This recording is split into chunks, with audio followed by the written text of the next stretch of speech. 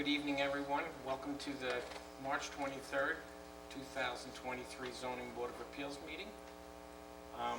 We have a little difficulty tonight with our Zoom. We're waiting to have a password cleared so we can access publicly people that want to speak on some of the cases that are coming up. So what we're going to do first is we're going to go through the agenda quickly, hopefully, and try to get some of the minor stuff out of the way. So the first case we're going to talk about is Appeal 2304. It's Kevin Silver, and it's 68 Crescent Court, Wading River. That we're going to adjourn to May 11th. Second. So,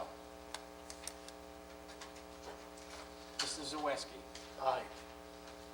Mr. Gazillo. Aye. And I vote aye. So that'll be adjourned to May 11th. You could do the next one, Trace. Sure. Thank you. It's Appeal 2023-009, Inshore Construction.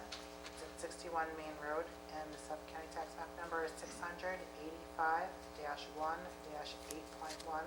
CRC zoning. This has been adjourned from February 23rd. And I see that there was things that were said, and we're adjourning it to April 13th. Ken, was there a reason why you're pushing it to the 13th? Or was that? No, we're ready to go tonight. So you're ready to go based on Yes. your correspondence that you Yes. sent us before? Yes. Okay, so we're going to hold off on that for a few minutes until we clear all the adjournments. Thank you. Okay, so the other cases we will be hearing tonight, and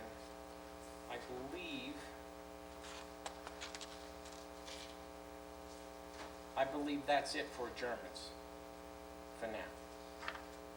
So,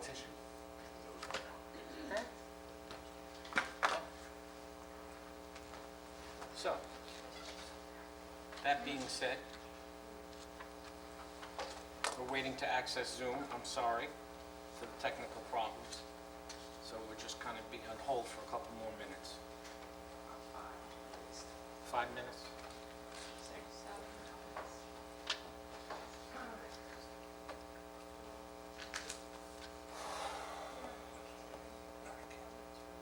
The last time I went to the hospital.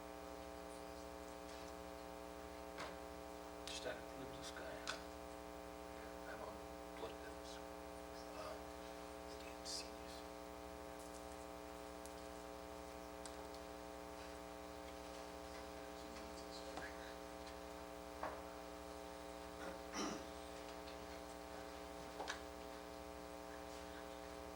Thank you, Tracy. Thanks, Tracy. That's good. I'm just working out as best I can. It's not gonna stop. All right, let's keep going. First I get here, first I get out. I can't do anything right now. I'll do things.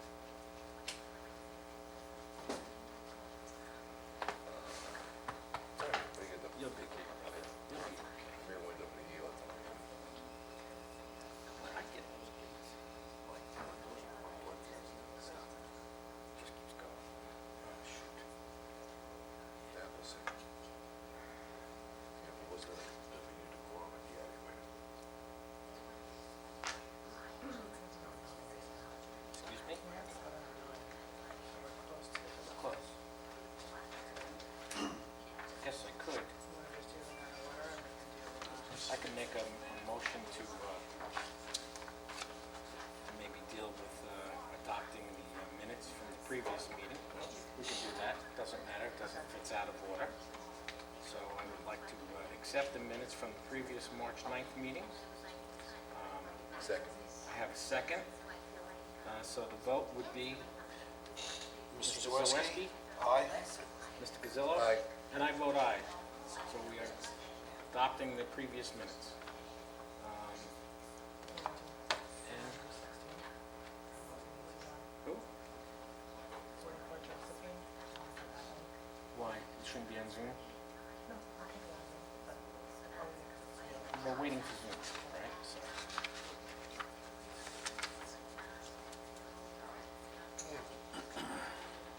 Last two times I wasn't in here, they don't help. No, no. Stop. It's still leaking here.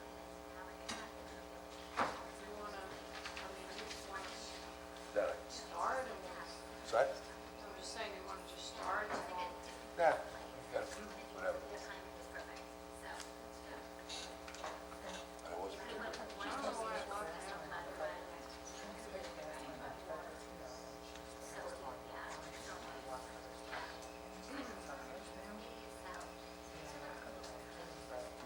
does it say that we're adjourning it to the 13th? Who put that in there?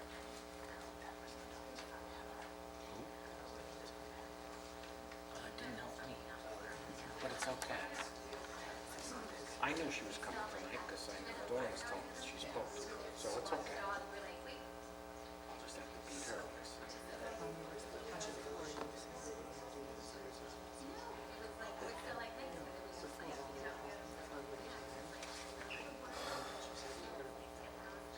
Eventually, yes.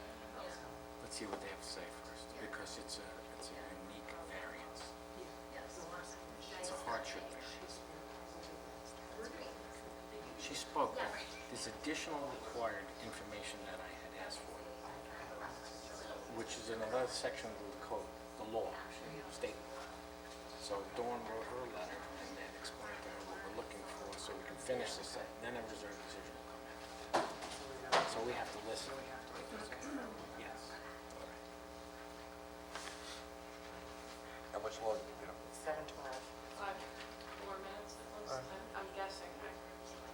And if you try the password now, is that on the clock telling you? No, it says. But if you no, tried to get in now, would it block you out another 15 minutes? I don't think so. No, it wouldn't allow you. It doesn't, it just, because I have the correct password in that now. But it's just, won't let me. Won't let you bring it up to put the password in. No, I put the password in, but it just won't. Yeah, just don't take a chance and get locked out again. Well, That's all I would need. if it doesn't start up in 4 minutes, we're just gonna have to go open, have all the hearings, and we'll just have to resume the next meeting. You know, continue them, everything the next meeting. What you could do, I know people can watch online, but it really does kind of let's see. mess with Maybe the ask them to process. submit in writing for the next meeting? Well, it's just that if they don't hear the presentation, Yeah, then true, yeah, they're not commenting yeah. on the whole thing. I don't know why he didn't say we should just change the password.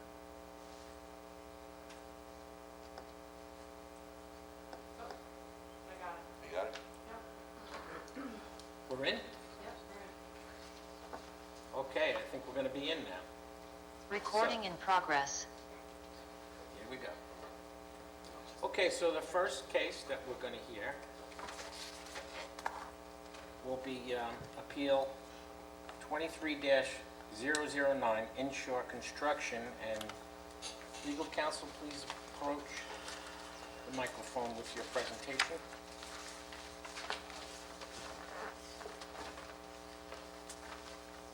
Good evening. Do you mind if I just turn this way? No, I don't mind, Kim. Thank you. Thank Kimberly you. Judd for the applicant 737 Roanoke Avenue, Riverhead, New York. We were here on February 23rd.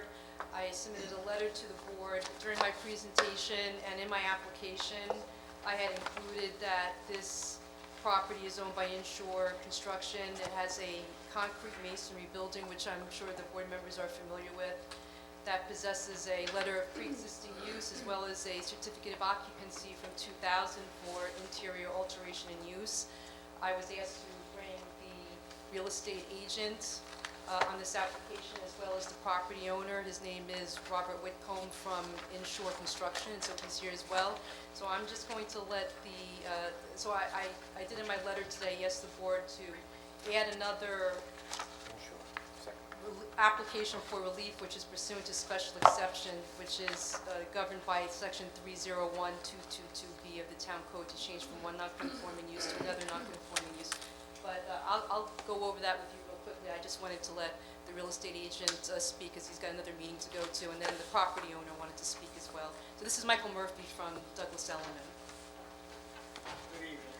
Yes, Murphy. You're going to have to be sworn in. Do you swear to tell the truth, nothing but the truth, so help you God?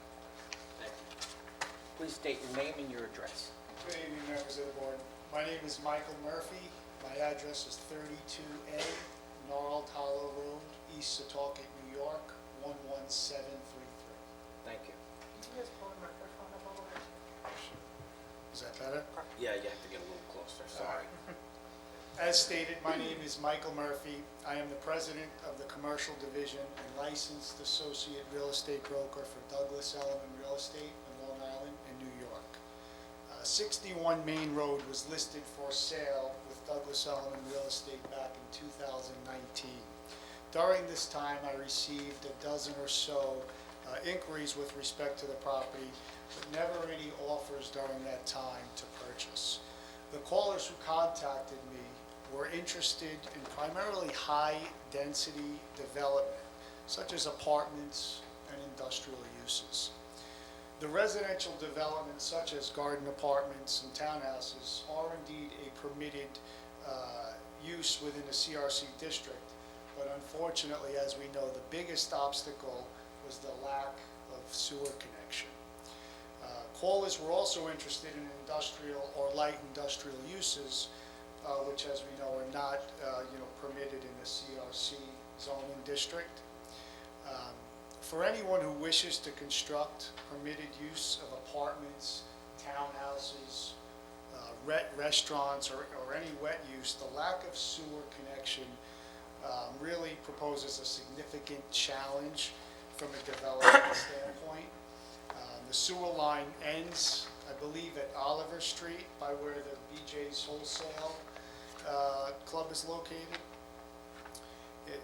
In order for all of those properties east of Oliver Street to Suffolk County Route 105 or Cross River to be connected to the sewer, I'm told that a lift or pump station would have to be built because the area is up gradient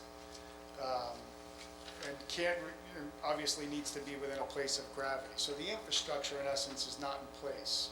And to my knowledge, there are no plans to construct a lift pump station for the properties east of Oliver Street to Route 105.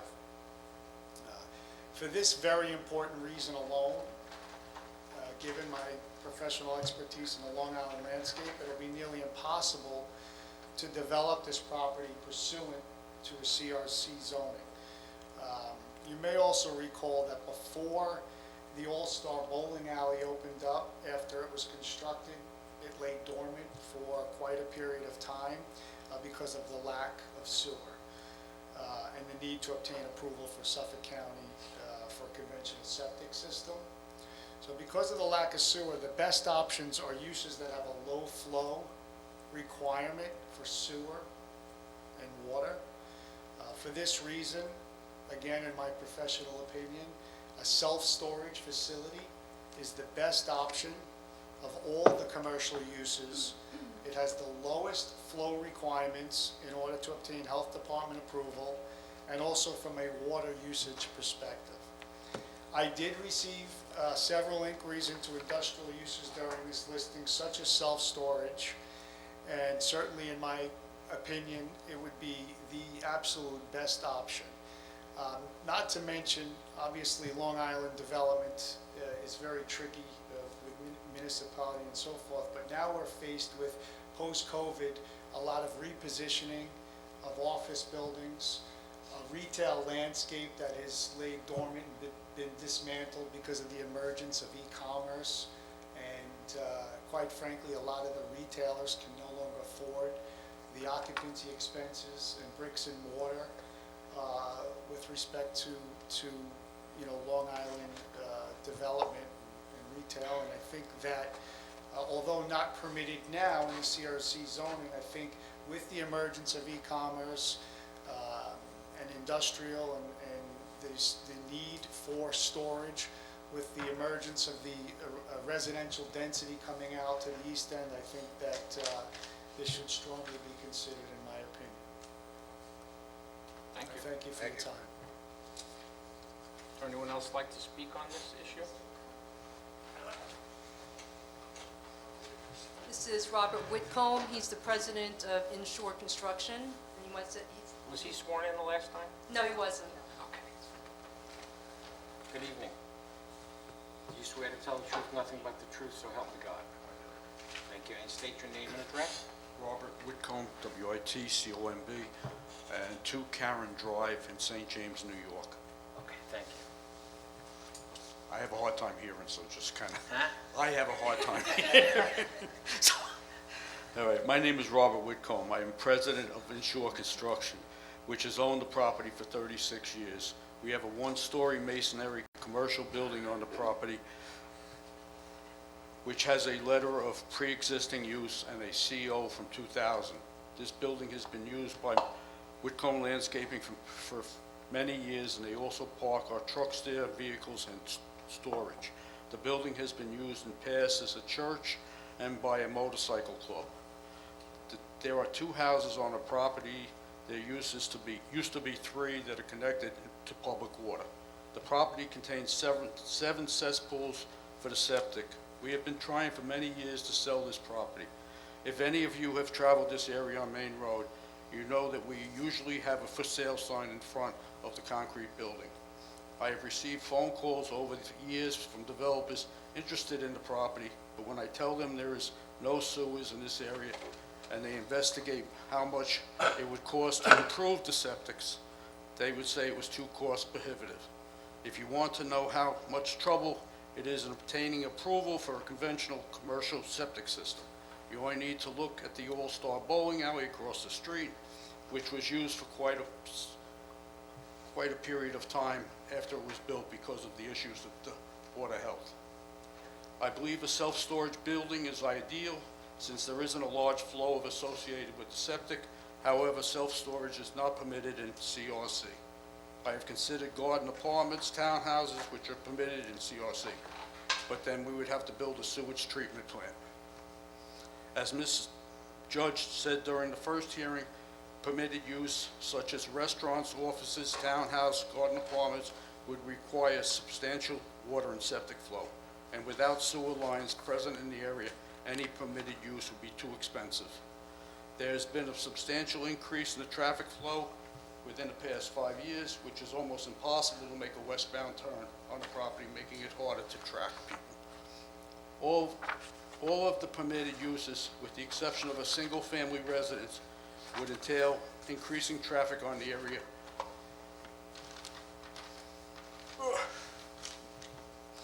The commercial use, which would utilize the least amount of water, septic, traffic, and self-storage. Self-storage has a low parking demand, unlike an office, medical, or dental, or banks, or restaurants, or apartments.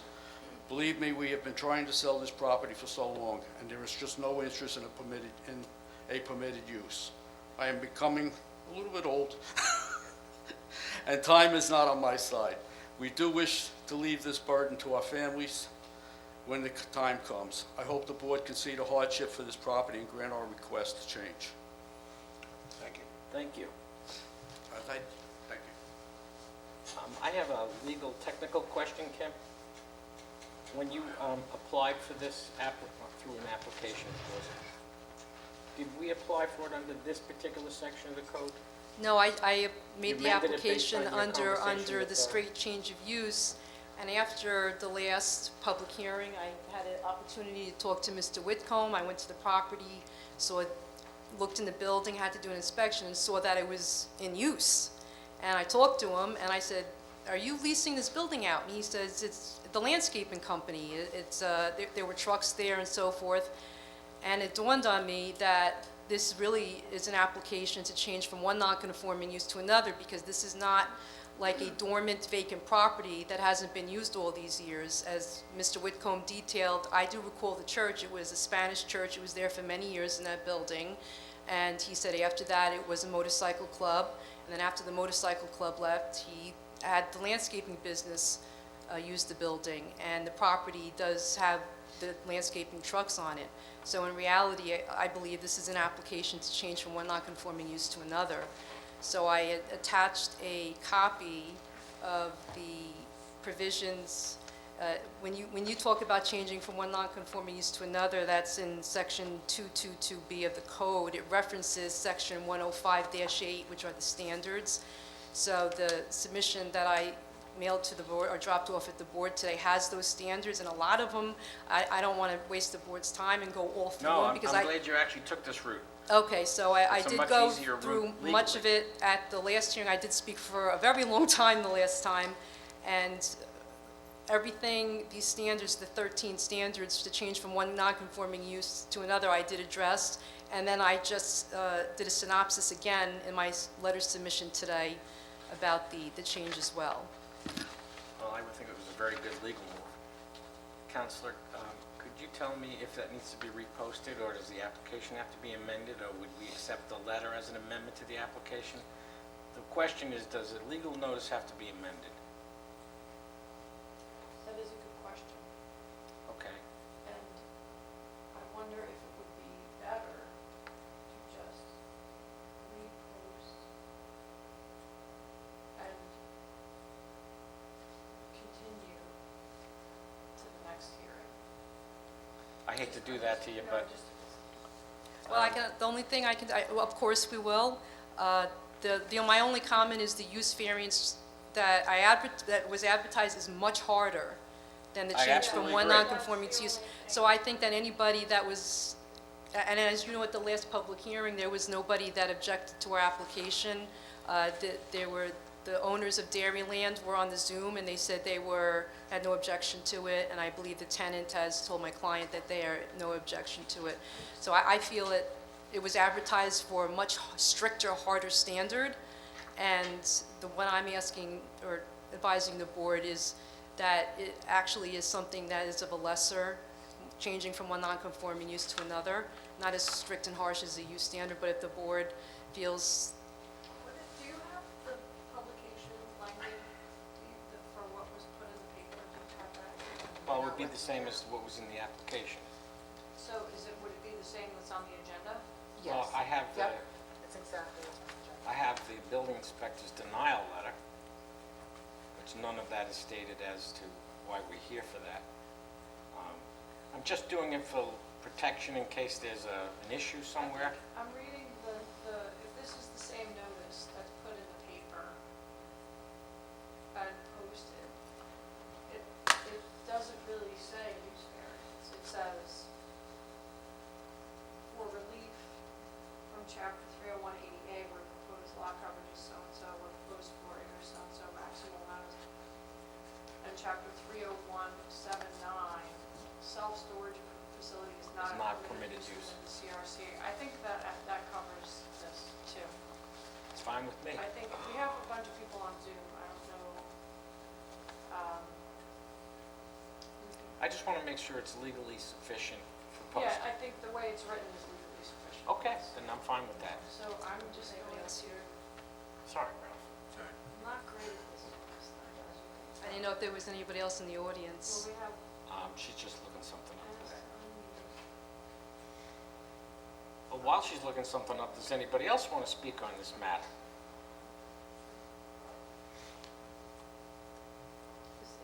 If there's anyone on Zoom that wants to speak, unmute, please.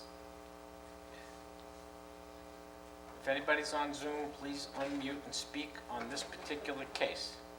We do have someone that's unmuted. Up on the screen, so you can see that. Okay. Let's see. I don't see anybody else that wants to speak. Is there anybody on Zoom would like to speak on this hearing? No. All right, then. That's it. That being said, I would like to move this to a reserved decision. And since we don't have to publicly renotice it, I move that this particular be moved to a 60-day reserved decision period. So, we had a second by Daniel Zaweski. The vote, Daniel? Aye. Mr. Aye. Gazzillo? Aye. And I vote aye. Thank you. Thank you for coming and appearing. Have a good night. Thank you very much. Okay. Next case. Appeal 2023-013, Corley Bayfront LLC, 12 Phyllis Lane, Jamesport, Suffolk County Tax Map Number 600-70-2-50.3, RB40 zoning, and this was also adjourned from March 9th, 2023. So in this particular case, it's basically a knockdown and a rebuild. And the correspondence we have received were 3 different letters, obviously opposing this particular construction, proposed construction, so if anybody would like to speak, please raise your hand or please indicate. We have somebody over here?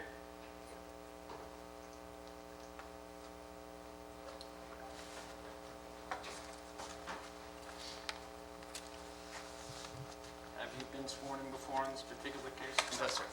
Okay, so please raise your right hand. I do solemnly swear that I will tell the truth, nothing but the truth, so help me God. I do solemnly swear. Okay, and please state your name and your address, please. I'm Henry Kohler. Our house is at 1392 Peconic Bay Boulevard, Okay, which is next door neighbor of the LLC that has submitted the request. My sister Janet and I are the third generation of our family to own this house, 1392 Peconic Bay Boulevard, next door to the LLC property. The two of us, our spouses and 5 children, oppose the zoning appeal because of the plan as proposed. I'm here with questions on elements of the plan that affect our property. Thank you for the opportunity to ask these questions.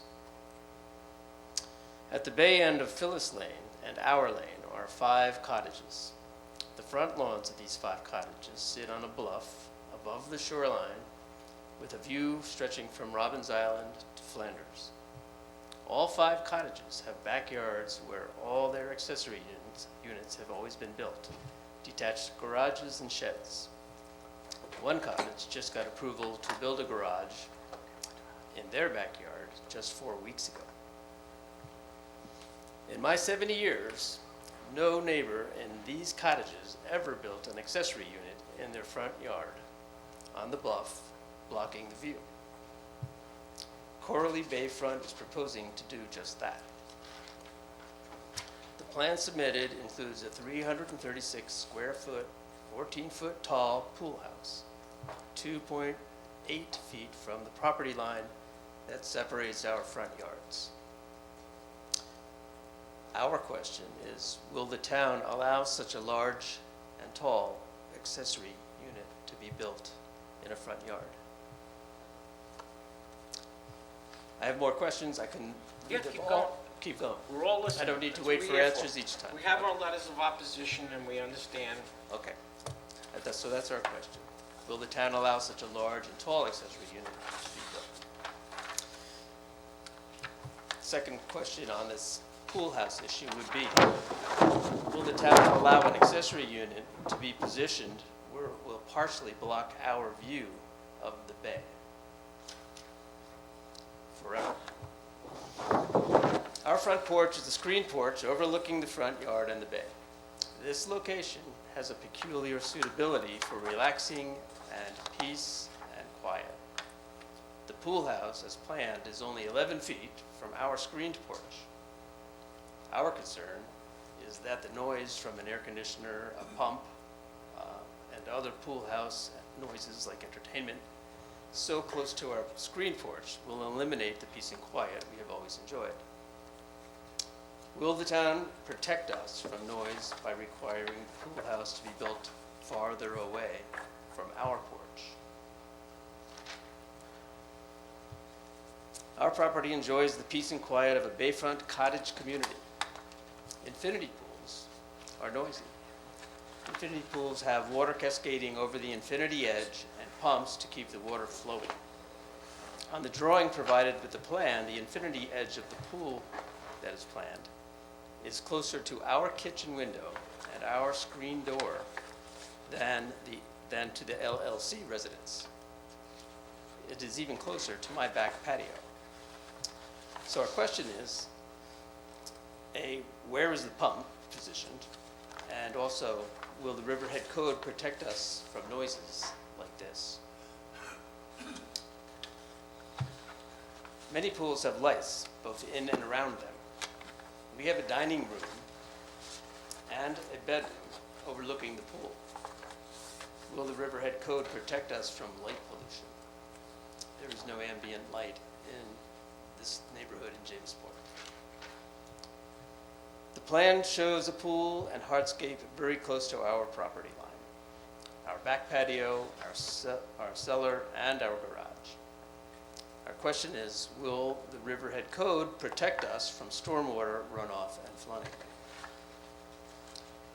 The lot coverage chart provided with the plan includes only 450 square feet for the pool. The pool and the hardscape combined appear to be at least 1,400 square feet. Our question is, should the pool hardscape and pool both be included in lot coverage? Or just one or the other? Because that's the way it seems to be presented, and we don't know, but it would seem to be there's about 1,400 square feet of pool and hardscape. The proposed house has a second-story bedroom window overlooking our back patio.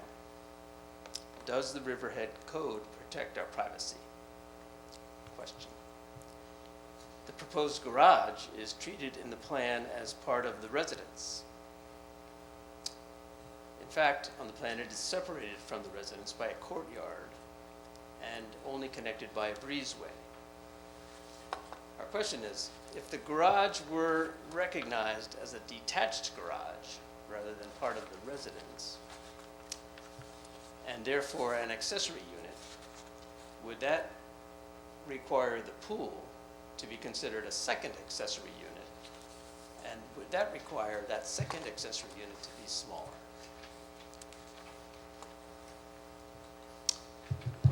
This construction will lower our property value. The impact on privacy, on the low density that we enjoy now, and the rarity of neighborhoods like ours will be apparent to everyone. We don't have any question about that. So, thank you. In honor of our grandparents and our generations to come, we want to thank the Board of Appeals for allowing us this time and for making such hard precedent-setting decisions. Thank you very much. Appreciate it. Anybody else like to address the board? This fellow's coming up first. Hey, you're up there, ready to go. He's up there. Have you been sworn on this? No, I you have been not. swearing in? I can? You swear to tell the truth, nothing but the truth, so help you God? Yes, sir. Okay, state your name and address, Sure. please. Anthony Portillo, 10200 Main Road, Mattatuck. And you are the representative of the owner? I am, and I apologize. I missed that we were up, and I would have stepped up first, but That's all right. Yeah, we'd like to hear the case first, but that's okay. yeah, and I apologize that would No, be that's my- fine. and to the audience. So, I just want to start by saying that the owner of this property owns the property next door as well. So the property owner has both properties. One's under an LLC and one's under the owner, just so you know that. It's 12 Phyllis and 25 Phyllis. And what's the property owner's name? Tracy and John. Okay. I also want to state that there is an existing residence on the property that's going to be demolished that is closer to the bluff, and part of our design was let's bring the main house back off of the bluff, which I think also is better for environmental purposes. The idea also was that we could put a pool on, basically close to the location of the existing home. Just to give you some numbers on what's there existing, there is the home that is existing is approximately 1,010 square feet.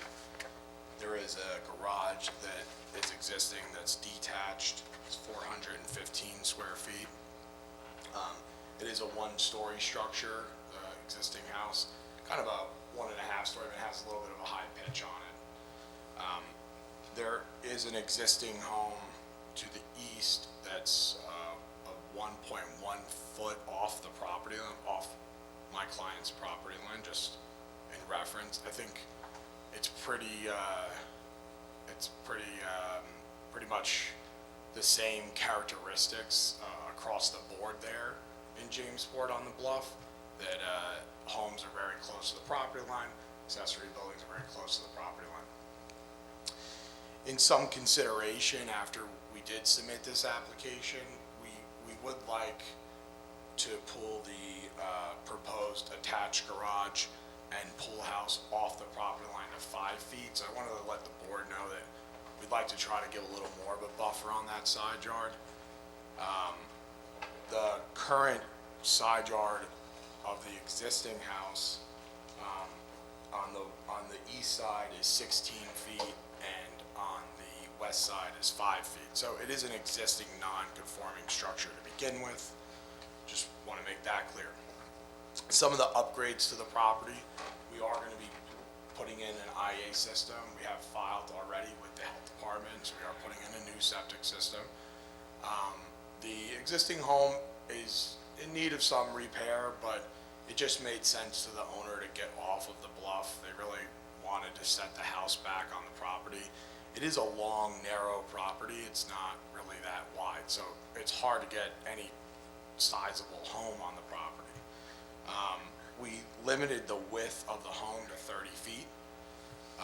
The existing home that's there is 30 feet, so they're not any different in width.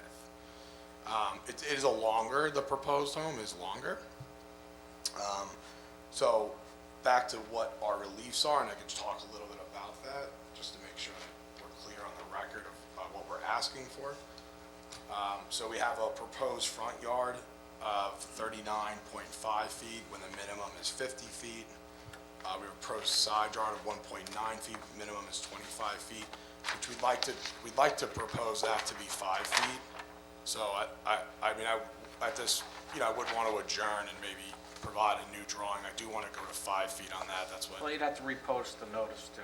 and that's fine. We can do that. You know, we're not going to say we're approving it tonight or whatever, and Sure. we'll disapprove it, whatever the case may be. But that would have to be reposted and then reheard. I think that's okay. I think the reason for that is my clients want to be sensitive to that side yard. They don't, it was something we sort of talked about later on. So if you kind of look at the site plan, the house itself is further away than the garage. It's actually 10 feet away, the house. So the thought was we could pull the garage closer. The reason it got set where it did was coming into that narrow sort of drive on Phyllis to actually turn into a garage. It just really it's a tight turn. We rethought it. If we go 5 feet from the property line, we still have the ability to make the turn into the garage. So that's also with the pool house, we would have the same 5-foot buffer. And I'm fine in regards to reposting and reheard. I just wanted to state that to the board. We are under any height restrictions in Riverhead Town, so we're not looking at any type of height variance. We're not requesting a height variance. I just want to state that. And I do think that the home is comparable to the surrounding homes. There are some pretty large homes on the bluff there. So I don't think we're out of the ordinary for the neighborhood. And just unfortunately for the neighborhood, there's a lot of small lots, a lot of narrow lots. Those are my thoughts behind our proposed home. If you have any questions, I can answer. Is Phyllis Lane a private road? No, it's subdivided. Does the town maintain it? Oh, well, I'm sorry, it is a private road. No, the town does not maintain it. I apologize. Is Yes. there a homeowners association? I don't believe so. And who maintains the road? I actually think my client might maintain the road because she owns a few of the homes on Phyllis. They don't just own those 2 homes, they own a few of the homes up front. I'm not 100% who maintains the road. I believe they do. They own 2 of the homes. 3, 2 on the bluff, and 1 in the middle.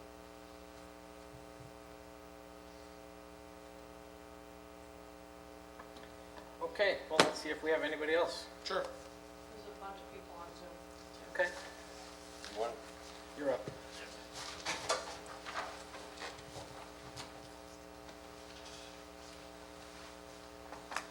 Swear to tell the truth, nothing but the truth, so help me God. I do. Thank you, and state your name and your address, please. My name is Frank Glover. I live at 43 Phyllis Lane, next door to John Fallon's other home that he owns in the middle of the lane. Okay. Tracy and John. I'm here today, I just want to make sure that it goes on record or that I have a 9.6 foot right-of-way to the beach. It's in my deed. Not sure when all this building's finished. I just want to make sure that this right-of-way is on it. I know the lawyer was checking into everyone's, all this access, and they said they couldn't find any legal record that people have a right-of-way, this and that. These are grandfathered in over the years, they're in deeds, and I don't think they can be ignored. So just want to make sure I have access down to the beach and... Well, has anybody tried to deny you access? No. You said they're in the deeds? Yeah, it's in the title deed. Have you shown that to the lawyer? I have a copy here if he So wants the it. question is, you haven't shown it to him yet? No, Okay. no, Okay, maybe it's a good time to check on it. yeah. Check with your attorney. That's all. No, I've been working with them. I actually took a different route, you know, just to make so I didn't have to walk between their houses. That route to the left, I believe, is now probably gone, cut off. I'm gonna have to go back down the original right-of-way, straight down between the properties. Okay. Well, now it'll be between the old house and the pool, which is under discussion, obviously, so. Thank you. That's it. Thank you for coming up and speaking. Okay. Yeah, I think we had pictures of this already.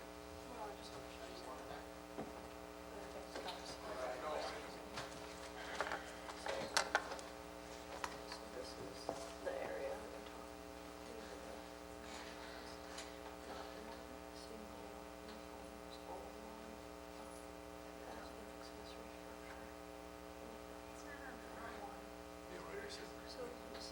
Yeah, right here, it says- I understand.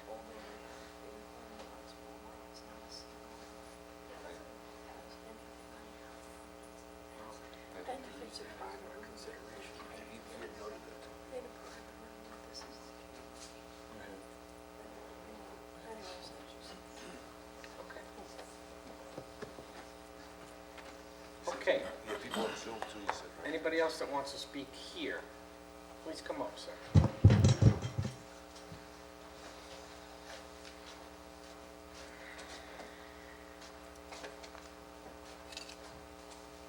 You swear to tell the truth, nothing but the truth, so help you God. A little more closer to the mic. Yes, I do. Okay, thank you. State your name and address, please. My name is Dan Tiemann, and at 1379 Peconic Bay Boulevard. Okay, thank you. Thank you. So I just want to echo some of the same concerns that Hank just expressed. We bought the property that's back from the bluff and diagonally to the right of the property in question at 12 Phyllis Lane, just in January, so we're the newbies on the lane. But you know, the cottage that we have is just a small 1,000 square foot cottage. One of the main reasons we wanted to purchase the house, and we're lucky enough to get it, feel that way, was because of the character of the neighborhood, the space, the quietness. It was a real draw to the property and the general space. We do believe that the proposed plan at 12 Phyllis Lane, which does include the complete tear down of the existing house, you know, well, the infinity pool house, and the garage, with the substantial variances across the different aspects, there are magnitudes smaller than would be allowed by the code. So, for example, in the current proposal, there's only 21 inches from our property line to that could be the back of their garage. So that's a concern for us, and we do believe it would impact quality of life and impact the house property. Even getting natural light into the existing property is a concern for us. We do think that could also decrease the monetary value of the house we just bought, which is a concern, and adversely really impact the quality and just of our quiet enjoyment that Hank was also referring to. as a concern. Um,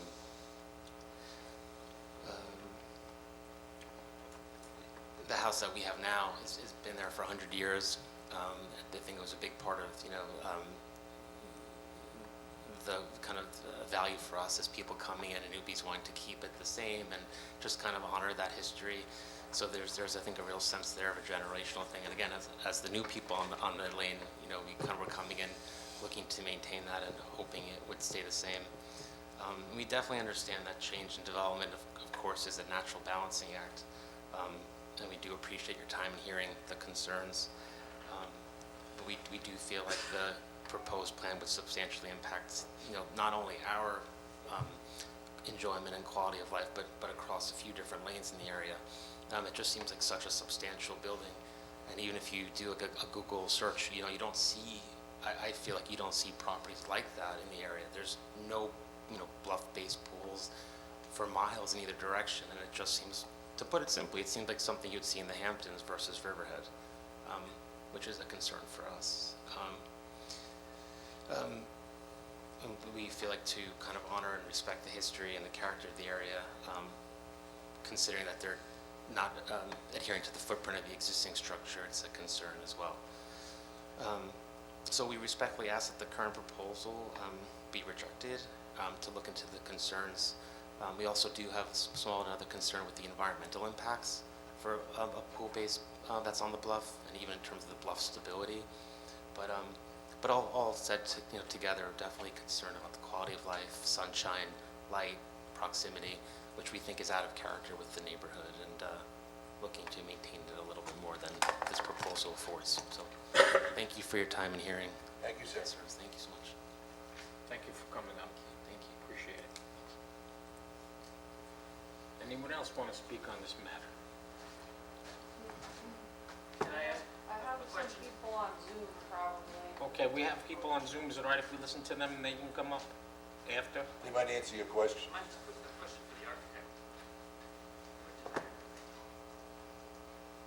You want to talk to the architect? You guys okay with that? That's fine. Can we get through the Zoom first? Make a note, and then hold it for a couple minutes. Your question might be answered, actually. Anybody on Zoom that wants to be heard, you can just unmute yourselves.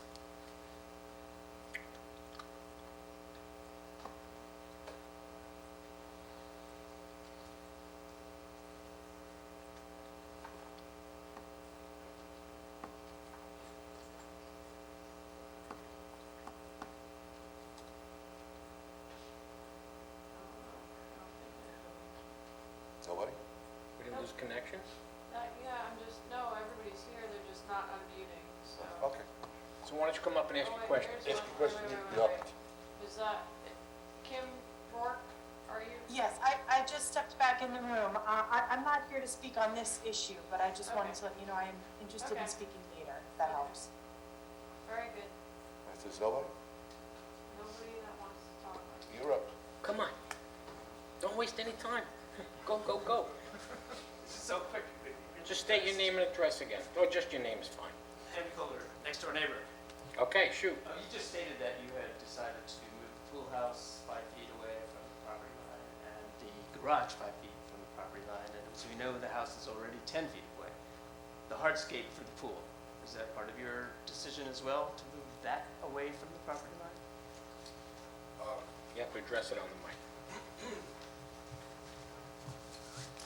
In regards to the hardscape, it's not warranted in us having to do anything regarding a building permit. It is going to be on grade. It doesn't count towards lot coverage, as the board knows. We obviously we're non-jurisdiction DEC because of the height of the grid. We are waiting for the approval here, or the hopeful approval here. Then we have to go to CAC for approval, obviously, where I think we'll probably get into some of the hardscape conversations. And, we're willing to work with neighbors. I mean, I don't think Tracy or John are against any, working with neighbors or privacy issues. I think they're all sound like Well, concerns. in the to past, me. we've had these tight situations along the bay, and some people are willing to work with the architect and the owners, so If Sure. there's anybody that's opposed, I would certainly welcome you to meet with the architect, maybe out in the hall, get some names and exchange some ideas. Maybe some things could be scaled down. Maybe things could be worked out. It's just a suggestion. I would just like to ask you a question. Sure. So, one of the criteria that the applicant has to satisfy is that it doesn't change the essential character Sure. of the community. And I think one of the speakers commented that there aren't any similar structures in the front yard in that stretch of shorefront. And so, understanding that, once that board, if the board were to approve those types of structures, that would be setting a precedent. Sure. And so that's something that we need to consider, and so I don't know, but it would be nice if the board had information on any other front yards within that 1 mile. I actually was, area. that's what I was gonna say, is if in the next hearing, I'm willing to do the research to see, I don't know anything off the top of my head, if there's anything within, there's nothing within. Now, we've seen an aerial. They're all- Yeah, I feel like more towards Laurel, Not there's, even a swimming pool. yeah. So, but the swimming pool, I mean, in my opinion, isn't part of what we're requesting a variance on, except for that the lot coverage of the property, right? So, So that's part of the overall development of the property that you're asking for. agreed. I do think, though, to me, it makes a lot more sense that houses aren't sitting on the front of the bluff. I mean, that's just how they were built at that time, 100 years ago. And I think one of the thoughts here is we don't want the house on the bluff. I mean, we really want to develop the house back where I think it's a bit safer as well, because if you have any eroding of the bluff. So that was our first thought, and it just sort of happened that the pool was developed in that space because Could the pool and the accessory structure fit on the back? that's a possibility. I haven't looked into that. But then we might consider then moving the house closer to the bluff. I mean, I think that would be something that we would talk about. I mean, the existing house is very close to the bluff. The proposed pool is actually further away from the bluff than the existing house as well. You can see it in our site plan. About equally set back? Yeah, that's correct, yeah. I mean, actually, some are even closer to the bluff. So By how many? I don't have that exact information, but I can give you guys some of those. I could put together some diagrams and show that. One other thing on record was the right-of-way. I'm not denying it or saying there is one, because I don't know.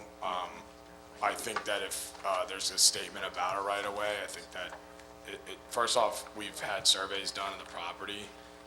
The surveyors don't have anything on their survey saying there's right-of-ways, which obviously surveyors look at deeds and that's how they get their information. So again, I'm not stating there isn't or there is, because I don't know. Based on the surveys that we've received, there are no right-of-ways on my client's properties. Again, I'm not a lawyer, and I'm not going to attest that there is or isn't. I'm just telling you that based on the surveys, there's not. The only right-of-way is the one going up the access right-of-way, the drive, which is where the utilities are going to run, or do run, as well. Okay, so that being said, and I'm going to adjourn this off to another meeting so that people have time to contact you from the audience and anybody that's on Zoom. I would recommend that you have your card with you, if you can give it to the people in the audience to talk. I'm sorry, I'm trying to talk louder. I apologize. So I'm trying to get people to talk with him.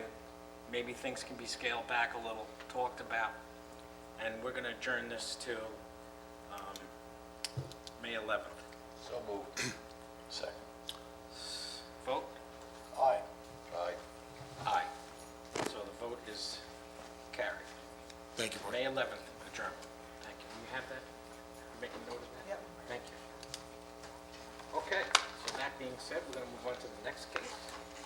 The appeal 2023-014, James Hanley, 2 202 Washington Avenue, Jamesport, Suffolk County Tax Map Number 600-90-1-1,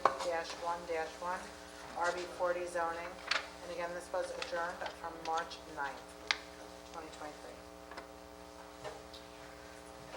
I'm sorry, was that Hanley was the last? Yeah, Hanley's Okay. next.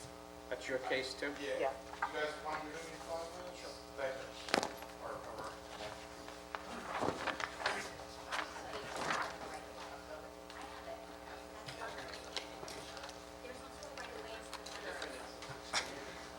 Okay, so you're representing James Hanley? I am, yes. Counsel, do I have to swear him in again? Yes. Separate here. Separate here. You swear to tell the truth and nothing but the truth, so help you God, in Yes, this sir. particular case? Yes, sir. In all cases. Oh, yeah, okay, I'm just checking. Okay, shoot. So,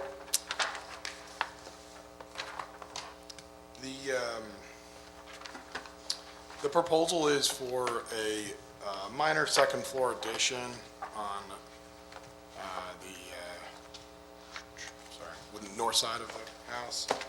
And then also, we're proposing a front covered porch. There's an existing portico on the house. I don't know if you guys went there, but We've all been there. yeah, the columns basically coming off, the thing's falling apart, but, so we're proposing the front porch as well. The existing structure, the existing footprint structure, we're not changing that footprint, but we are extending on the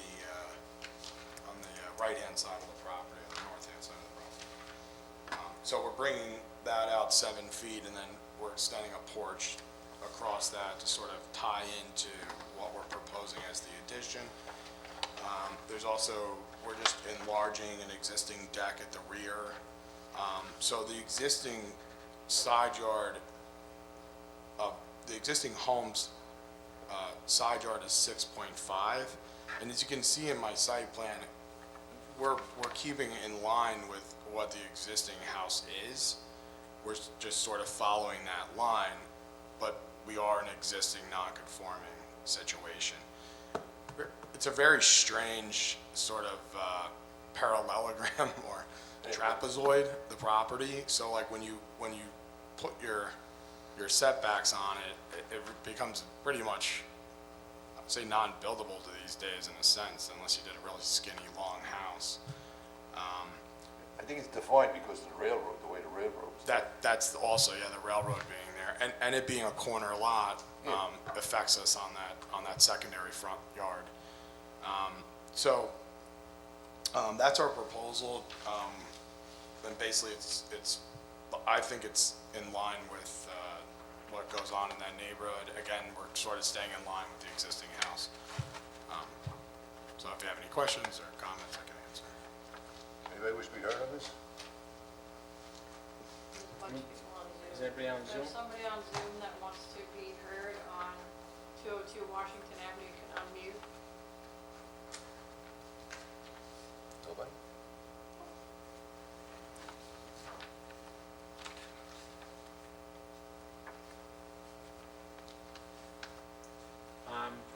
That being the case, I think we can move on this. All right, Mr. Chairman, I move the appeal of number 2023-014, move the appeal of James Hanley, 202 Washington Avenue, Jamesport, SCTM number 600-90.1-1-1, RB4 zoning for variances and/or relief from section 301-17, where proposed side yard setback is 5.5 feet. Minimum required is 25 feet. Chapter 301-17, where proposed side street abutting setback is 20.7 feet. Minimum required is 25 feet. Chapter 301-17, where proposed combined side yard is 26.2 feet. Minimum required is 55 feet. Be approved in accordance with the applications and sketches with amendments thereto, if any, is filed with the building inspector. I second. Roll call. Aye. Zawiski. Mr. Gazillo. Aye. And I vote aye. So your case has been approved. I just have these certified mail receipts. Should I'll hand have these to in give here? them to Tracy. This is the one Thank for you. the last year. So this is for Anthony. Okay. Well, that one was easy. Appeal 2023-015, East End Food Institute, 139 Main Road, Riverhead, Suffolk County Tax Map Number 600-85-1-13, CRC zoning for variances and or relief from Tarrant Code Chapter 301-222B, where food processing not permitted in CRC zoning. Good evening. Welcome. So you're both going to testify? Yes. Okay, so you swear to tell the truth, nothing but the truth, so help me God. Yes. Please state both your names and addresses. My name is Pete DePasquale, 193 Christian Avenue, Stony Brook, New York. Thank you. Kate Fulham, 124 Argonne Road East, Hampton Bays, New York. And for the record, I'm the Executive Director for East End Food Institute. And Pete is our architect. I like that title. The food court. Okay, make your case. So we're here tonight for a use variance at 139 Main Road. Since November 2021, East End Food Institute's been running a farmer's market in an existing building there. Existing non-conformance of a retail use. The East End Food Institute supports local farmers and producers in a variety of ways. They're functioning right now out of a kitchen on the Stony Brook Southampton campus, and they would like to move their community kitchen from Southampton to Riverhead inside of that building. So the plan here is to renovate the building, keep half of it for the farmers market use that's there today, and have the other half become a community kitchen. In our building permit application, we talked about the use of food processing. Further analysis, and in our zoning board application, we did put in the more appropriate use of light manufacturing given the compounding, processing, and packaging of foods, and the fact that the bulk of what they produce in this kitchen is actually sold off premises. So it's a for wholesale use. So, it's a unique program that there's a public-facing part of the farmer's market and then the kitchen, which support each other. And so there's no natural as-of-right zoning home for this kind of function. And so that's what brings us here today. Okay, you want to add something? I'm just here to answer any questions. I've been working on this for a long time. With East End Food Institute, we're helping to support local small-scale producers. We turn local farm produce into products that the farms can sell and that can get into schools, hospitals, food pantries, etc. I think it's a really unique project. We've had many meetings over the course of the last few years with planning staff, and they've identified the way forward. This is one of the things that they've asked us to do. So here we are. If you have any questions, we're happy to answer. What's the hours of operation? Right now, the farmers market operates on Saturdays I from know, 9 to but 1. what do you anticipate? Our team right now is in Southampton between 8 a.m. and 4 p.m. We have a team of about 2 full-time staff in the kitchen, and then up to 4 or 5 part-time staff people that are processing. So it'll only be open when the farmer's market is open? Is that what you're saying? It'll be open to the public on Saturdays 9 to 1, Okay. but the rest of the time is just our core Okay. team there.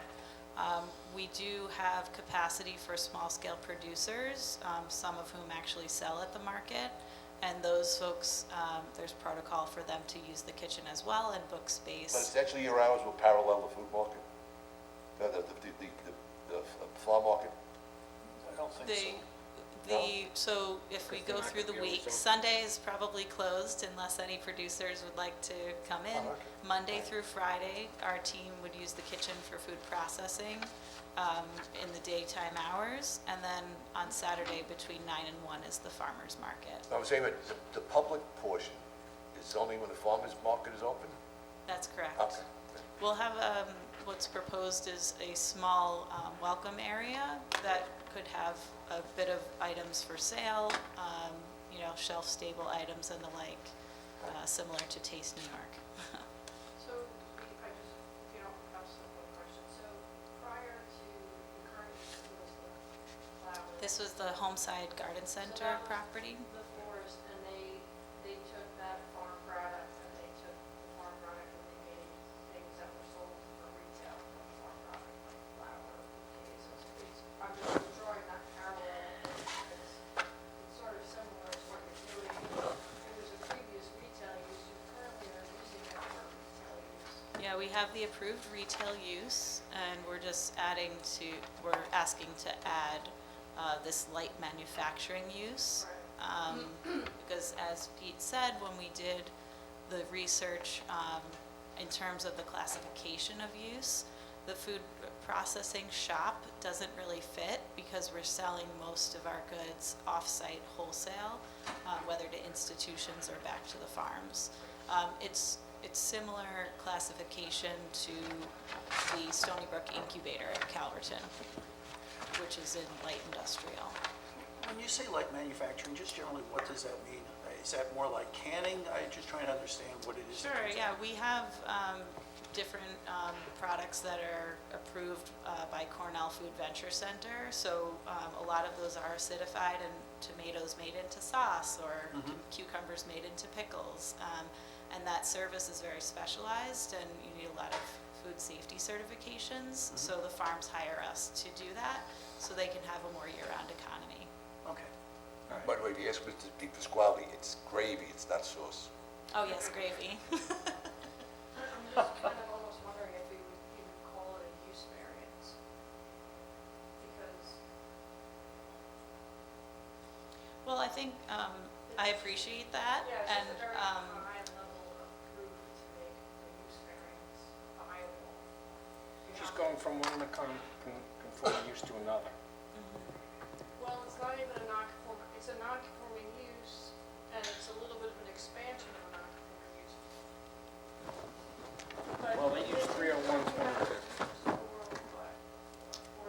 It was a retail store, and the Homeside Garden Center had also a lot of greenhouses where they were growing. It was a retail nursery, essentially, so it was agriculture, you know, that was their mini farm, and then they sold retail. So it was similar maybe to the glass greenhouse. I would say I'd like to, you know, do this very cleanly, and I feel that what we are doing is a change of use, and we're happy to do that because we discussed it, and I think you were in some of those meetings with planning staff, so that we don't have any issue when we get to our site plan submission, which is waiting in line for this approval to be considered, that we do it cleanly. You know, here we are, we've submitted our application, you have the money for it, and if you agree, then we'd like to get this approved and continue to move forward through the process. I just don't remember talking about a use variance. Greg Bergman advised us that because this isn't just retail, which was pre-existing non-conforming, which is why we could do the farmer's market, that we were adding a kitchen, and there was a lot of conversation around food processing shop, or is it under Suffolk County? We're under Ag and Markets, which is the light manufacturing classification. Right. And over the last 5 years, I've studied jurisdictional tables between all of these entities, and I feel very confident with our position here, as well as the community benefit that it provides. No argument about the use at all, no argument about the benefit or anything that we have in that conversation. I'm just like, from a legal point of view, the use variance requires that you show that that you examine every other use that's permitted within the zoning code, and that none of those uses have been violated as part of the testimony. And usually there's like a real estate broker or something that says that, but I'm just suggesting that maybe. I feel in this case it's codified by law because the closest use that's allowed in CRC is restaurant, right? And we're not, that's codified by New York State Department of Health and Suffolk County Department of Health because we're classified under Ag and Markets law under food manufacturing. So to me, it's important because, you know, not to be argumentative or anything, but I think it's important. This, for us, is a critical moment to establish this use, because over time, what our course forward has been with planning staff is to take what is really kind of messy zoning and clean it up, because the Olsons owned that property for a long time as one property. The part that we're building on now, which we were hoping to just get a building permit for, not a use variance, is 139 Main Road that fronts on Main Road 25 as well as Cross River Drive on the corner. The lot behind that is 653 Cross River Drive, and what we'll do is merge those lots together, make them all CRC, and then be able to, scale up the food processing use over time, that manufacturing use. So are you proposing to buy that property? I'm working on that. Right now, for our organization, it makes sense to work with Paul Pulowski as the landlord, and then I'm in conversation with Suffolk County, EDA, and Don Thomas has been helpful connecting me with folks to work on tax exempt bonds on that next phase of work to buy the property. But really, for our organization, we tested proof of concept in Southampton. The pandemic hit and our work exploded, and the demand with the food pantries and schools exploded. And really, it's not a sustainable place for us to operate over time. We can't pull a pallet through. We really need to find our own home. Getting that lease on the property and Paul Pulowski being a really willing partner was fabulous. Launched the farmers market.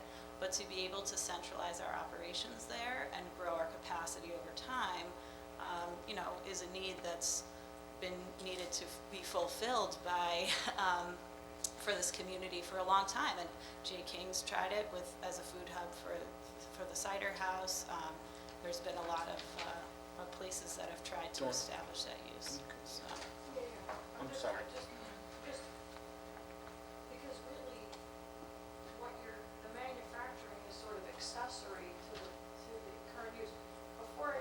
What use are you looking for? The food manufacturing, you want to add that to the CRC zoning?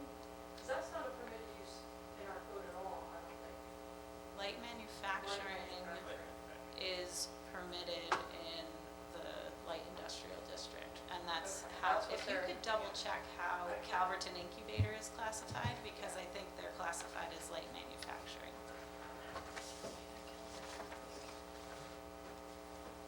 And that's the most similar use. You need glasses. No. This is what they apply for now. They're doing the same thing in Canada. So it's not a use variance. Yeah, they're going from one to another as a special exception.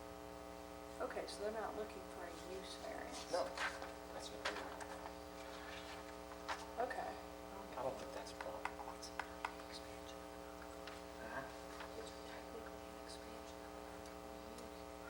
I said, should we just put this off?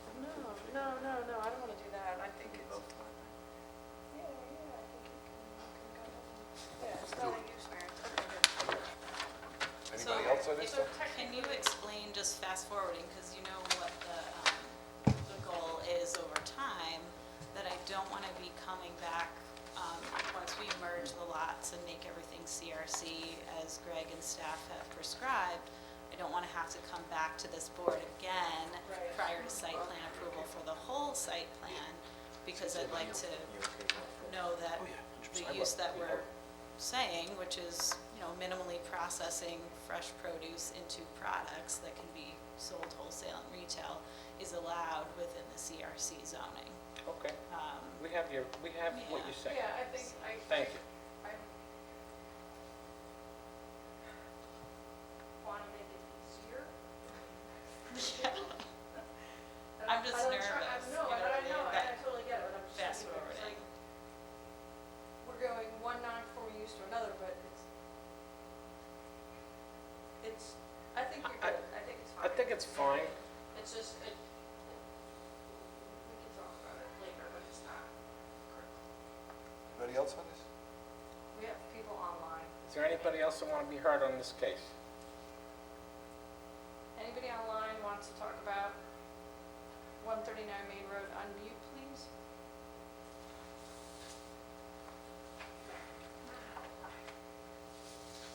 Okay.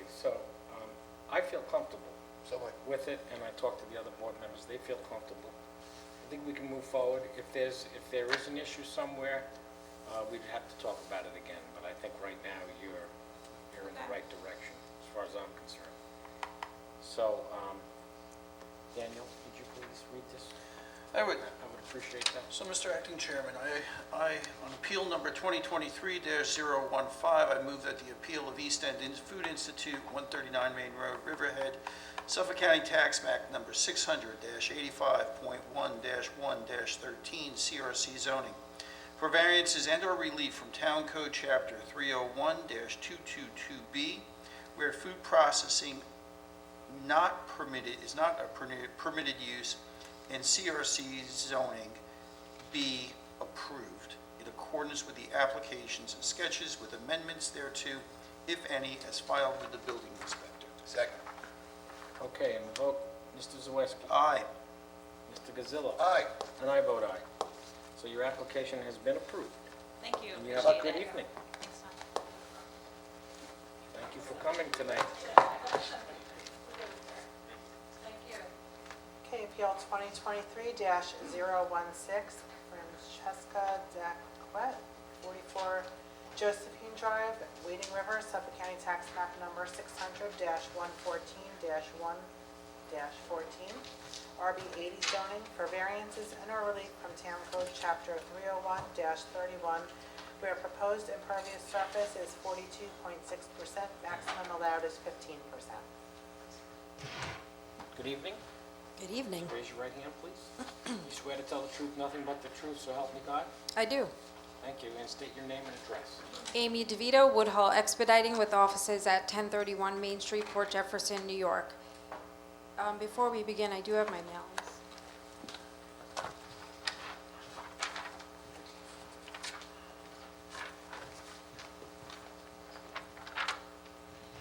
Good evening, Mr. Chairman and members of the board.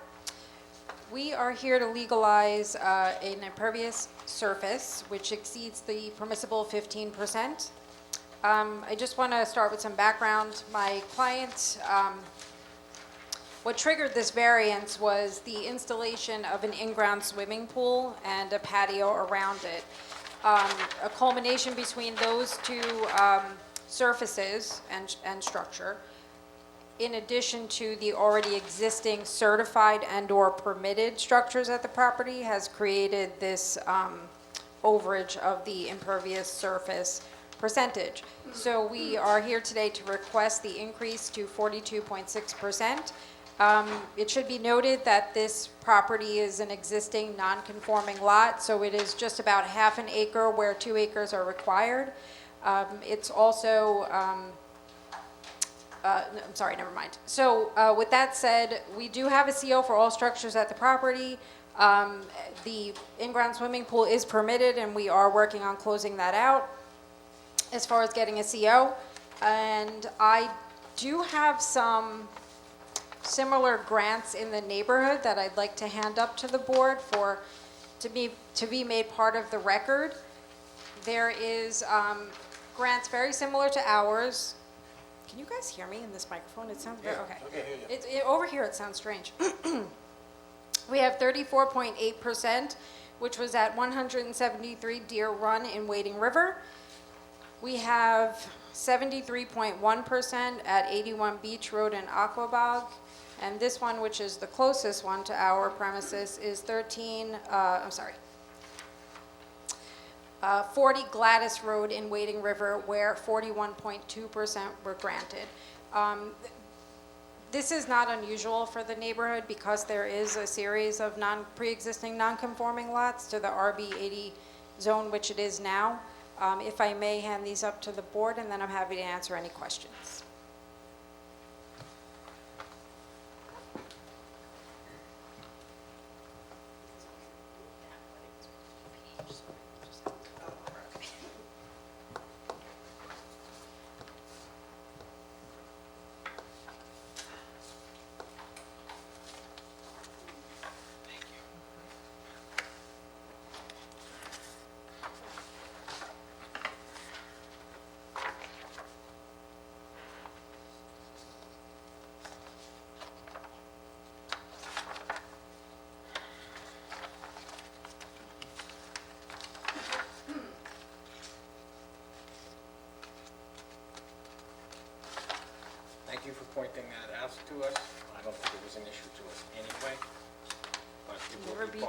safe with the record.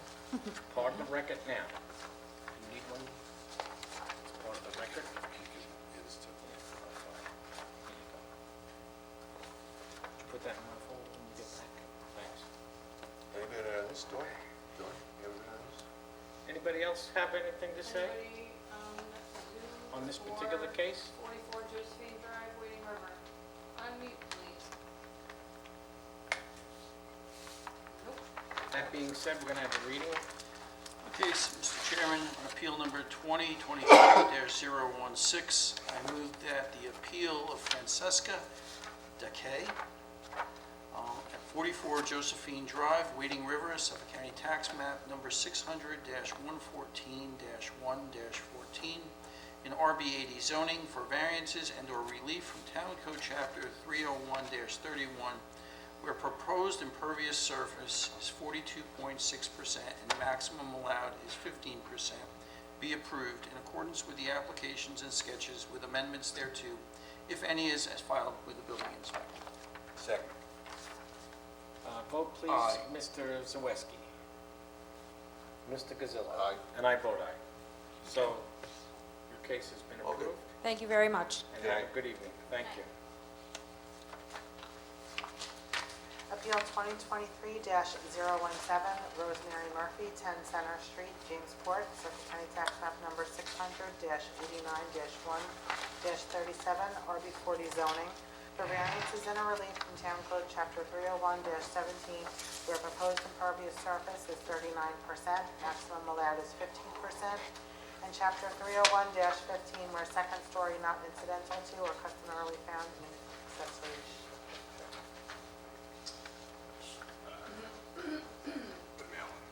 So, Those got changed. That's the one that got you. it's changed now. So, I don't know if you're aware. I know. Well, Does this mean we it's can't- not too bad. The denial letter was amended, just so you're aware. Oh, it was from the one I have? For Yeah, the- it was is that for redated- the second- It was redated yesterday and Oh. re-amended to take out 30115. Oh, that's good. Thank you. Today it is, yes. Yeah, because, So- I think I've had this a few times, So we're going to hear your case based on the lot coverage, impervious surface, thank you. okay? And that being said, of course, you know that that's because it's going to be an accessory apartment, correct? We are proposing that, That's what yes. you're proposing in your application, so that's why we took that out. Thank you, sir. Okay. Yes, sir. What's with it?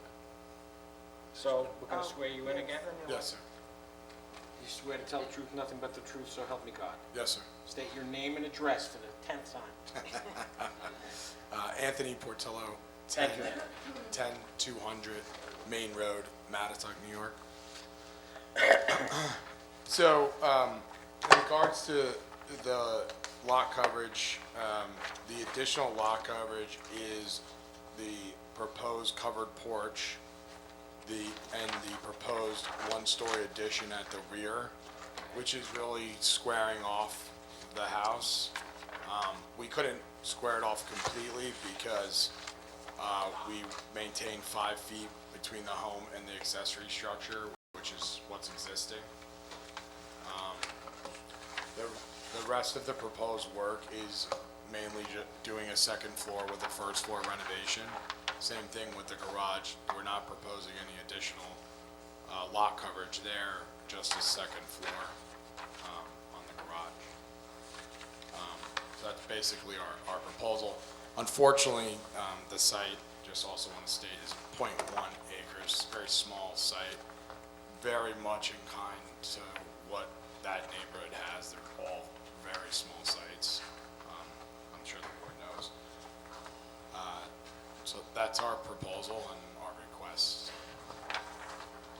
Okay. Anybody? Oh, anybody on Zoom that wants to be heard on 10 Center Street? It looks like Kim Rourke.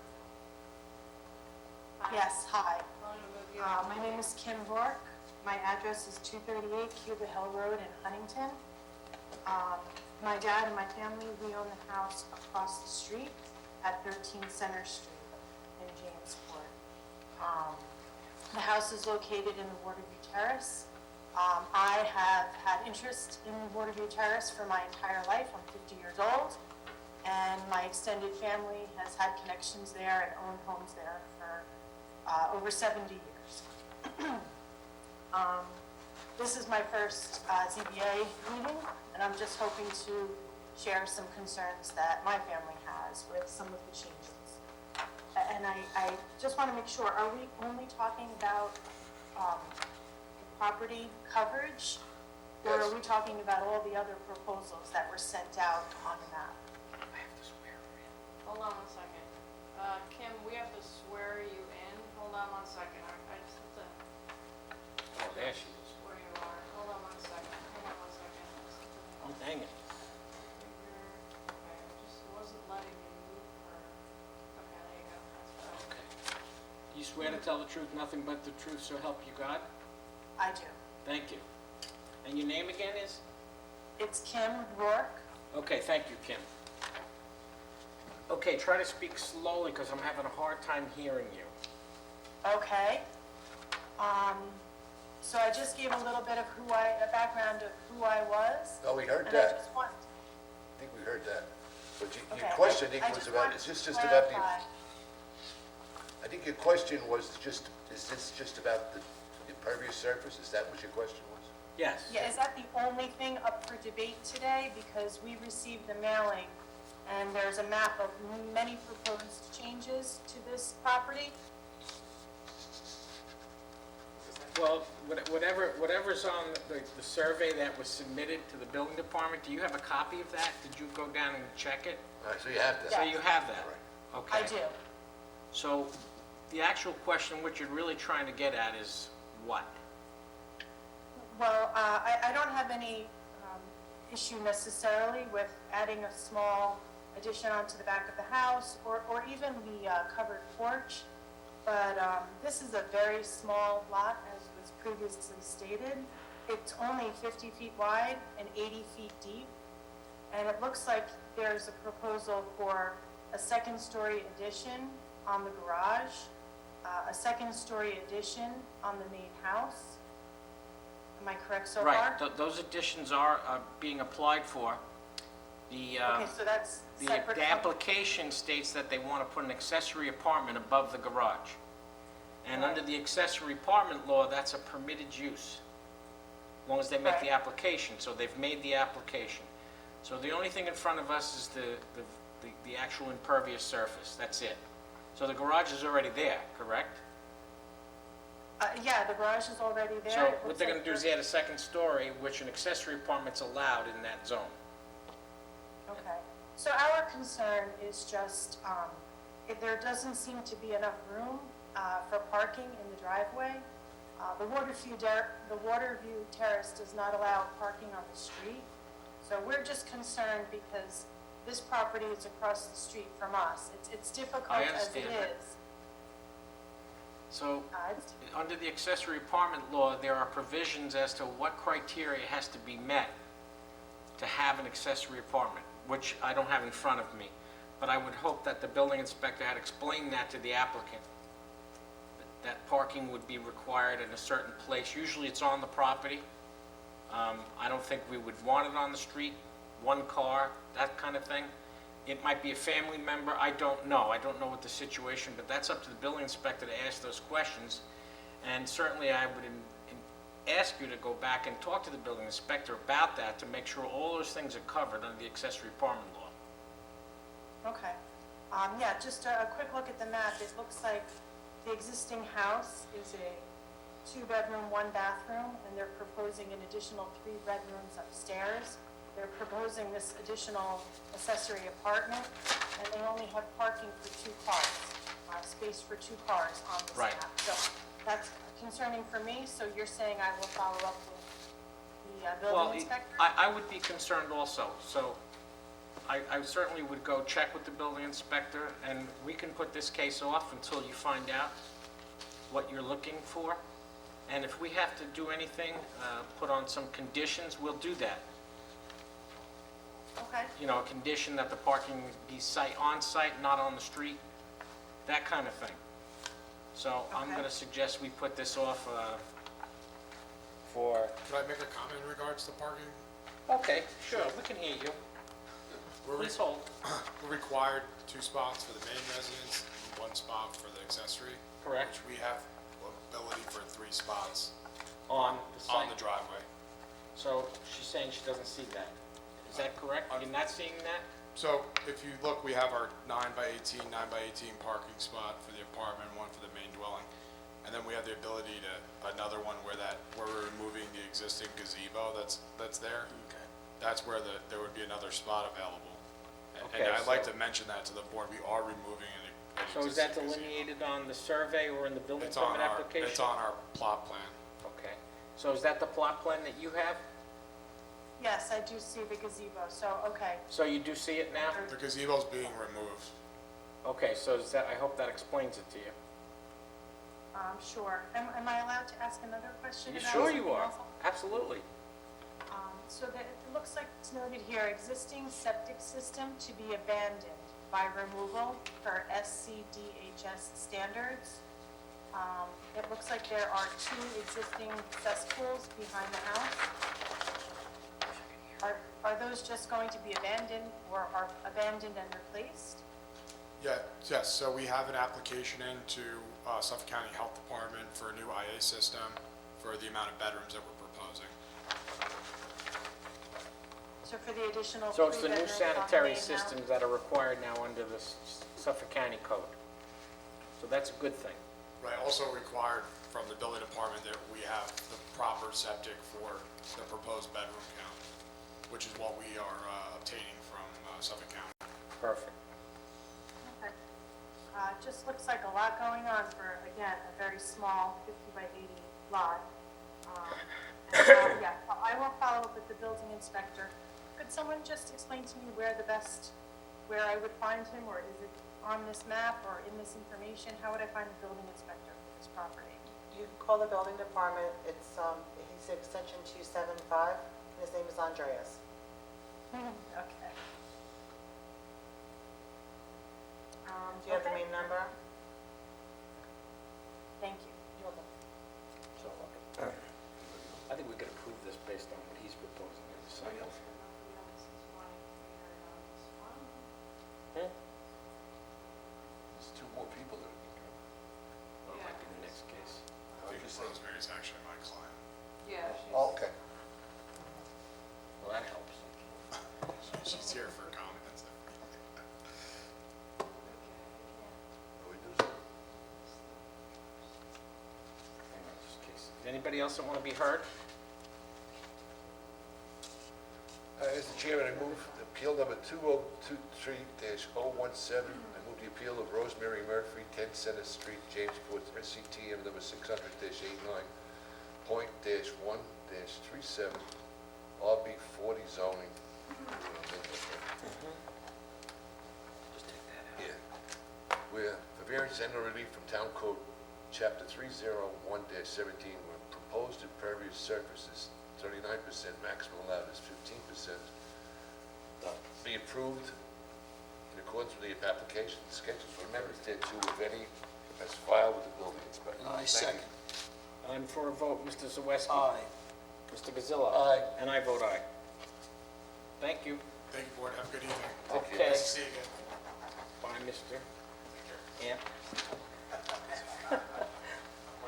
Okay, so we have our last case. And our attorney for the evening is Mr. Eric Russo. Good evening, Mr. I have Chairman. not seen you in ever, Mr. Russo. How are you? Oh, well, Good to see you. it's Holy my pleasure cow. to be here this evening. Holy Mr. Paper. I get to spend quality time with the town attorney and the community development director and the board as of late. It's wonderful, isn't it? It is a wonderful, Experience. wonderful town. It is a nice little town. It is. My We like client it. that I'm working with is a wonderful client, Mr. Petroselli. This is Petroselli? No, this No, this- application is not this You're one. working I'm on talking something about the else, other okay. ones, that why I'm not before you. You've been his attorney forever. Exactly. Anyway, good evening. My name is Eric Russo. I'm with the law firm Van Brunt, Jeswiak and Russo PC, 140 Main Street, Sayville, New York, 11782. This evening, I'm representing Dean Babbage of 175 The Helm, East Islip, New York, as the property owner for 80 Chris Creek, or Creek Road, 80 Creek Road in Wading River. The property is on the Long Island Sound, and in the interest of brevity, the property has a letter of pre-existing use, and we're here because he got a stop work order in August of 2022, and his friend decided he was going to help him to repair and replace existing deck. So as a result of the stop work order, we had to go forward and come before you for proposed side yard setback of 5.8 with a minimum required of 25, a combined side yard setback of 23 where 65 is permitted. We affirm and aver all of the statements in our zoning application as it relates to New York State Town Law 267B. I could go through all of those, but if I provided you with a copy of the application and all the requirements, if you accept what I've stated in the application, we're good. I've given you 34 photographs of the property, the area, and everything that is impacted here accordingly on the sound. We've submitted an application to the New York State DEC on February 8th, 2023.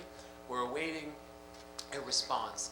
We anticipate it's going to be a work order where they come back and say they're approving it, but we haven't received it yet. They're a few months behind. Chuck Hamilton from AM Weber Associates made our application. We've also applied to the Riverhead Town Conservation Advisory Council on February 24th. We were supposed to have a hearing on March the 8th of this year. However, because they didn't have a quorum, it's been put over to April 12th of 2023. We request that you review our application and approve it subject to the Riverhead Town Conservation Advisory Council and the DEC. If you have questions, I'll be happy to answer. The photographs speak for themselves. It's a very narrow property, only 9933 square feet. It's been there since 1965. Well, we all visited the property, Eric. It's, the whole block is very like this much. This is the same as this particular one. So I don't have a problem with what we're seeing here, other than they never got a building permit. But things happen. Things do happen, and in this particular instance, the property owner, Dean Babbage, he and his wife have owned it since 2016. He's a physician. His neighbor in West Islip said, I can go repair your deck. He went out and repaired it, and I said to the doctor, nobody let a light bulb go off, you might need a building permit for that. No. So, thus, I've been asked to come and represent his appeal and hope for approval. Okay. The interesting thing, the house next door in the photographs, it's huge. I'm not quite sure. Not saying anything. I'm assuming they have a building permit. I didn't check into that. Can I ask you a question? I'm one of the two of the photos, actually. This one is the Creek Road, Eastview. It says note. What am I supposed to know? It was simply to note the street, that's all. Oh. I was trying to show you in there, my secretary, when she put the note things on, I said, identify the street, she identified my car. I saw that's on the other list. Is that your car? That's my For sale. car. I said that to her when I was submitting it and getting ready to send it to Tracy today. I said, you put it in the wrong spot, but It's all right. it was already You had to pick on up our way on to that, Tracy. right? You had to pick up on that, Ralph. It's okay, thank you. I know you were so. I'll tell detailed. Caroline, my secretary, that you really appreciated her No, I photos. enjoyed it. Thank you. Well, luckily for us, a lot of this information was already available based on your application being online and your submission to the building department. And there's nobody else. So we were able to review this application. So that being said, if just nobody else wants to be heard, does anybody want to be heard? There's nobody online. Not unless Ms. Thomas wants to speak. No, she doesn't want to say anything. She usually has much to say. With a submission like this, comprehensive, what question? How can you say no?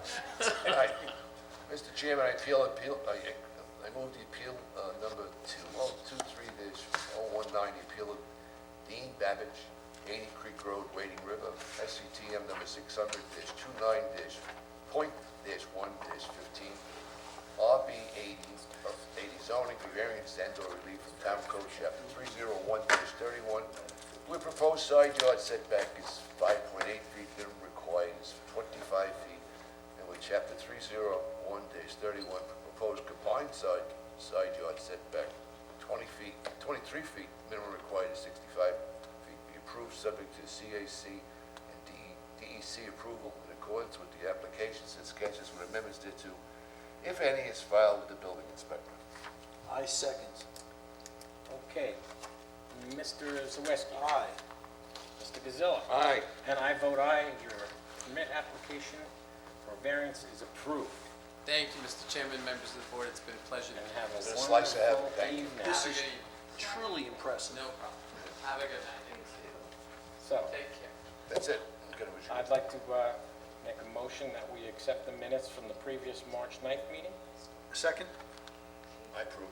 Mr. Gazillo? I approve. Aye. Mr. Zawiski is Aye. an aye, and I'm an aye. So moved. Adjourn too. So, we will see everybody in 2 weeks on April 13th. Thank you and have a good evening. 3:10.